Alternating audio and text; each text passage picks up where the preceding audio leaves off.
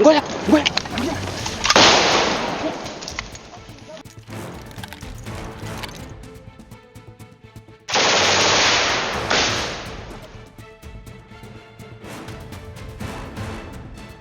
Muraho neza bakunzi barika live today. Uyu munsi tugiye kubagezaho amakuru yiri wavugwa hirya no hino ku isi. Cyane cyane turibanda ayo mu burasirazuba bwa Repubulika Iharanira Demokarasi ya Kongo. Umuji wa Kasopo uri mu rwego rwa Oso Banyungu muri teritwari ya Masisi, Kivu ya ruguru, wasizwe ubusa n'abaturage nyuma y'imirwano ikomeye yamaze iminsi ibiri hagati y'inyeshamba za M23 n'imbuza miryango yitwa Wazalendo.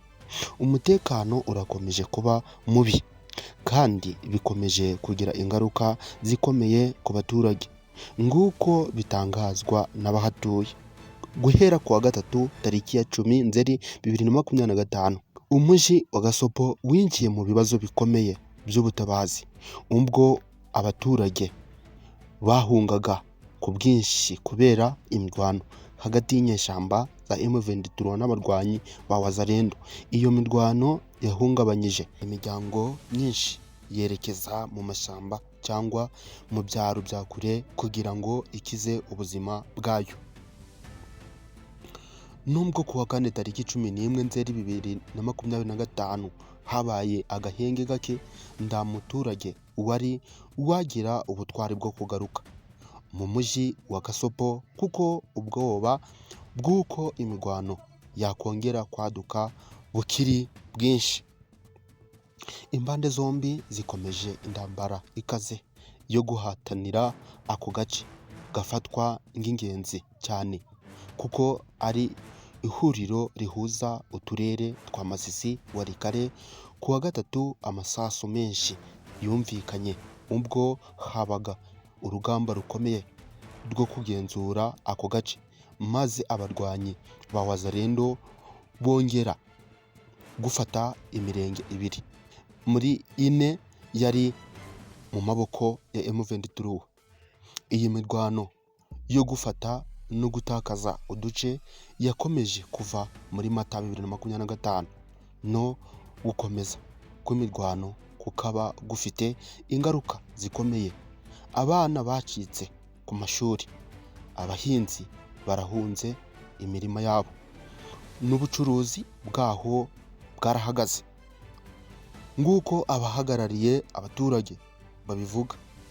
Uyu mugoroba w'urugamba ukomeje kongera ubukene n'umutekano muke mu karere Kivu ya ruguru, bigasaba ko gushakisha vuba ibisubizo birambye byo kugarura amahoro, gutuma abaturage bavuye mu byabo bashobora kugaruka nguko imiryango ikorera muri ako gace ibisaba.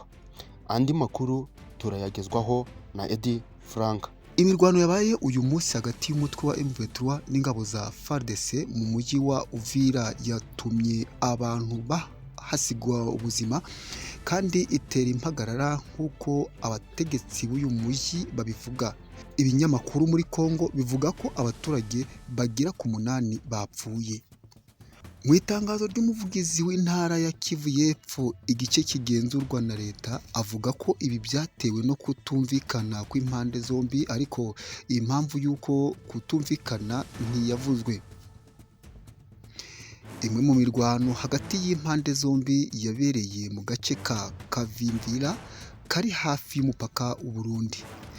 Wazalendo n'imitwe y'abasivile yitwaje intwaro ubusanzwe ifatanye n'ingabo za leta kurwana n'inyeshamba za M23 zigenzura ibice bitandukanye muri iyi ntara ya Kivu y'Epfo n'umurwa mukuru wayo Bukavu ndetse n'ibice by'intara ya Kivu y'Amajyaruguru.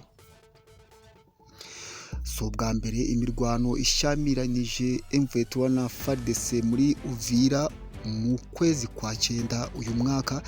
Imirwano hagati y'impande zombi yiciwemo abantu bagera kuri 12 abasivile n'abasirikare.